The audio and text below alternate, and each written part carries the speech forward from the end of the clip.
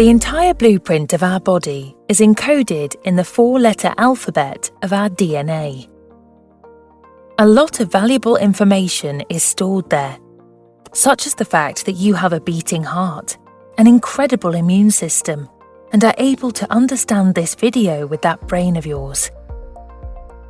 All of that is stored in stretches of DNA, and there is a lot of it. If we stretch all the DNA of one cell out, it would be more than 2 meters long. Luckily for us, this information is neatly stored in the nucleus of the cell in an organized manner, so that each and every cell can make sense of it all. But how does this organization look like? Well, let's take a look at the nucleus of a cell. Most of the times, DNA is partially unwound as strings of spaghetti. It is a bit difficult to discern these strings.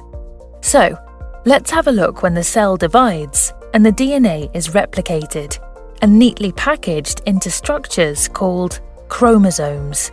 We have 46 of them.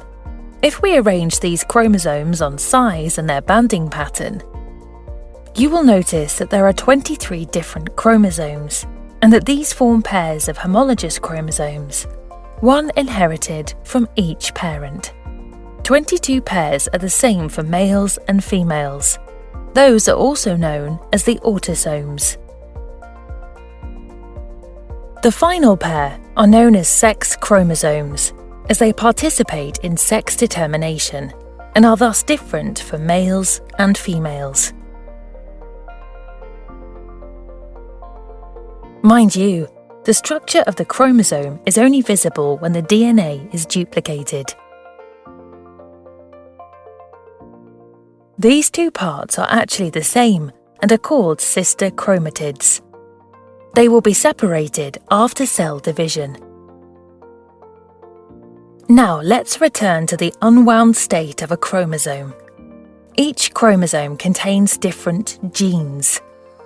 A gene is a functional unit of heredity that encodes for a gene product, such as a specific protein.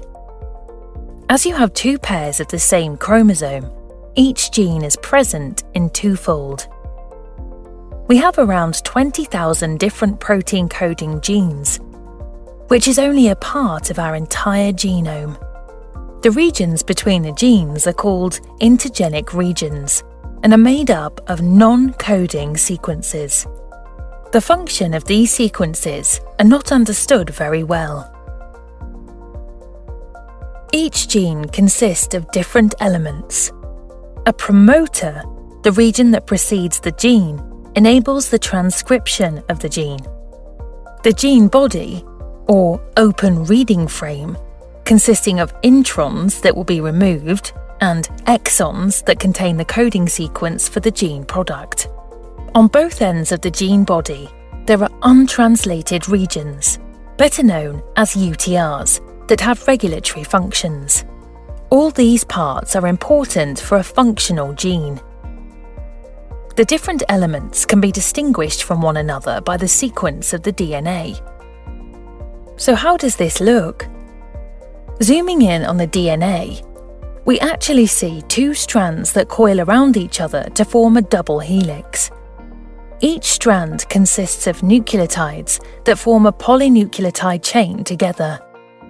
We can distinguish 4 types of nucleotides that each have a different base: cytosine, C, guanine, G, adenosine, A, or thymine, T. All nucleotides also contain a sugar and a phosphate group that attaches one nucleotide to the next through a covalent bond between the groups. The 2 polynucleotide chains are bound together through the interaction of 2 nucleotides, or a base pair. The C binds to a G and the A binds to the T. Therefore, DNA always consists of 2 complementary strands. DNA can both be read from the forward strand or reverse strand, and the sequence of nucleotides dictates which information is contained. So, our genome is made up of different building blocks, that are all encoded in the nucleotide sequence of our DNA. Together, this holds all information to create a human being with all its complex features.